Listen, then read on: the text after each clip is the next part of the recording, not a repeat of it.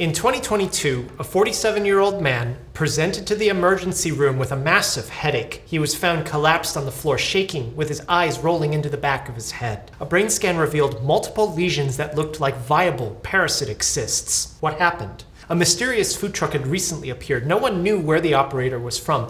Everyone knew each other in this small town, and they didn't usually have visitors. Some of this man's co-workers reported not feeling well after eating at the truck. They reported that they saw the cook scratched between his legs before serving food, so naturally, the man decided to give it a try. The pork tacos were mind-blowingly good, but immediately after finishing them, he felt something weird in his stomach, but it went away. The food truck disappeared. When this man would look back into the toilet, he thought he saw pieces of tuna, but he hadn't had any tuna recently. The food truck reappeared. This man ate there again. His mind was blown again by how good the tacos were. But a few days later, this man started having a cough. A throbbing in his head happened every day. One day, it got so bad he was brought down to the ground. Eyes rolling into the back of his head, he starts shaking uncontrollably. A brain scan discovered that this man had neurocysticercosis. Cysticerci are parasites, in this case, species Taenia solium, also known as pork tapeworm.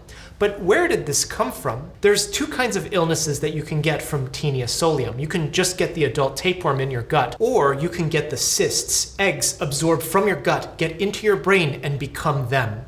In the worst case, you can have both, cysts disseminated everywhere into muscle tissue. Neurocysticercosis is from eating parasite eggs from a human who has the intestinal tapeworm version of the disease. That is, someone touched around their rear where Taenia eggs can sometimes be found, and then they touched something that you happen to touch, and then made contact with hand to mouth.